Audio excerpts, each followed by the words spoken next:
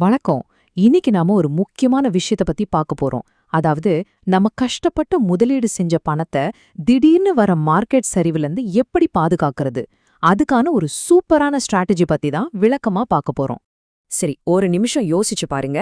நாளைக்கே மார்க்கெட் பயங்கரமா கிராஷ் ஆச்சுன்னா என்ன பண்ணுவீங்க? நம்மளோட சேமிப்பு என்ன ஆகும்? இந்த கேள்வி நம்ம எல்லா இன்வெஸ்டர்ஸ் மனசுலயும் இருக்கிற ஒரு பயம்தான். ஆனா கவலைப்படாதீங்க, இந்த பயத்தை போக்குறதுக்கு ஒரு வழி இருக்கு. இங்க தான் ஹெட்ஜிங்னு ஒரு கான்செப்ட் வருது. இந்த வார்த்தையை கேட்டதும் ஏதோ பெருசா இருக்கும்னு நினைக்காதீங்க. ரொம்ப சிம்பிளா சொல்லணும்னா அது ஒரு இன்சூரன்ஸ். ஆமா, நம்ம முதலீடுகளுக்கான ஒரு இன்சூரன்ஸ். நீங்களே யோசிச்சு பாருங்களேன், நம்ம பைக்கு, காரு, நம்ம வீட்டுக்கு, ஏன் நம்ம உயிருக்கு கூட இன்சூரன்ஸ் எடுத்து வச்சிருக்கோம். அப்போ நம்மளோட வாழ்நாள் சேமிப்பான ஸ்டாக் போர்ட்ஃபோலியோக்கு மட்டும் ஏன் ஒரு இன்சூரன்ஸ் எடுக்கக்கூடாது? நல்ல கேள்விதானே. அதனால இந்த ஹெட்ஜிங்கிறது வேற ஒண்ணுமே இல்ல. திடீர்னு மார்க்கெட்ல ஏற்படுற சரிவுல இருந்து நம்ம முதலீடுகளை காப்பாத்துற ஒரு பாதுகாப்பு கவசம் மாதிரி. இது ஒரு இன்சூரன்ஸ் பிளான் மாதிரி தானே வச்சுக்கோங்களேன். சோ இந்த பேன்சியான வார்த்தையை கேட்டு பயப்பட வேண்டாம். சரி, இந்த இன்சூரன்ஸை எப்படி வாங்குறது? அதுக்கு இருக்கிற ஒரு சூப்பரான ஸ்ட்ராட்டஜி தான் ப்ரொடெக்டிவ் புட். 2008ல வந்த பொருளாதார நெருக்கடி மாதிரி, இல்லனா கோவிட் டைம்ல வந்த சரிவு மாதிரி எந்த பெரிய வீழ்ச்சி வந்தானோ இது நம்ம முதலீடுகளுக்கு ஒரு ஷீல்டு மாதிரி நிக்கும்.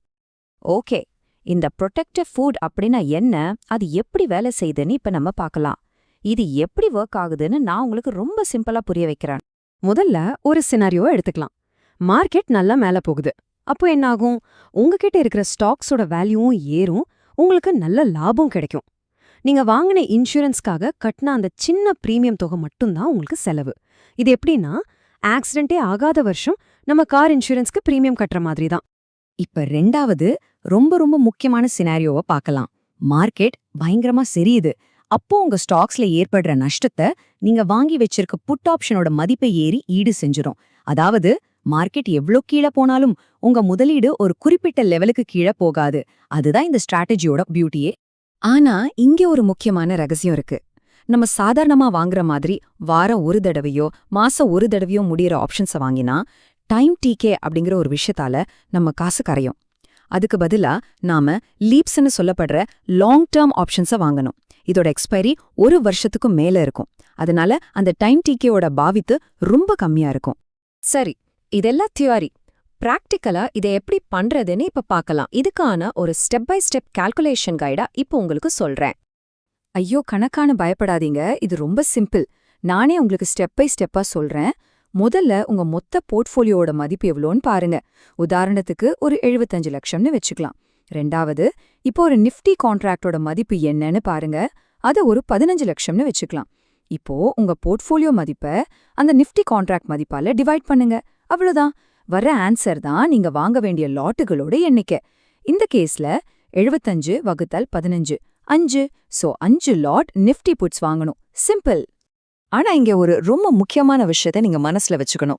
இந்த ஸ்ட்ராட்டஜி உங்க போர்ட்ஃபோலியோ நிஃப்டியோட சேர்ந்து ஏறி இறங்குனா மட்டும்தான் வேலை செய்யும். அதாவது நிஃப்டி விழுந்தா உங்க ஸ்டாக்ஸும் விழணும். இது தங்கம், கிரிப்டோ மாதிரியான மத்த அசெட்ஸை பாதுகாக்காது. இது நல்லா ஞாபகம் வச்சுக்கோங்க. அடுத்ததா இந்த ஸ்ட்ராட்டஜிக்கு ஆகிற செலவு, அப்புறம் அது நமக்கு கொடுக்கற மன அமைதி, இத பத்தி பேசலாம். இது ஒரு செலவா மட்டும் பார்க்காதீங்க. இது நம்ம பணத்துக்கும் மன நிம்மதிக்கும் செய்யற ஒரு முதலீடா பார்க்கணும். சரி, இந்த இன்சூரன்ஸை எப்ப வாங்கினா விலை கம்மியா இருக்கும்? மார்க்கெட் ரொம்ப அமைதியா இருக்கும்போது வாங்கணும். அதாவது VIXன்னு ஒரு இண்டெக்ஸ் இருக்கு. அத பயக்குறியீடுன்னு சொல்லுவாங்க. அது 15க்கு கீழே இருக்கும்போது வாங்கினா இன்சூரன்ஸ் பிரீமியம் ரொம்ப சீப்பா கிடைக்கும். சரி, எவ்வளவு செலவாகும்னு கேக்குறீங்களா? நீங்க at the money put option, அதாவது மார்க்கெட் எந்த விலையில இருக்கோ அதுக்கு பக்கத்துல இருக்கிற ஒரு ஆப்ஷனை வாங்குனீங்கன்னா ஒரு வருஷத்துக்கு உங்க மொத்த போர்ட்ஃபோலியோ மதிப்புல கிட்டத்தட்ட 3%ல இருந்து 5% வரைக்கும் செலவாகும்.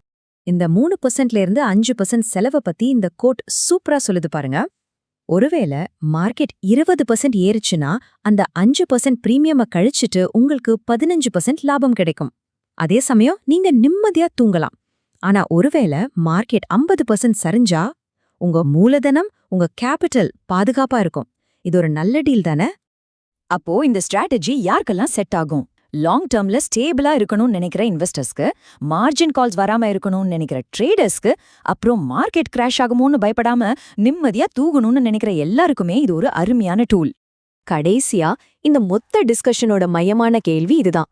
நம்ம முதலீடுகள்ல ஏற்படுற பெரிய நஷ்டத்தை தடுக்கிறதுக்காக இந்த சின்ன விலைய கொடுக்கறது வர்த்தா?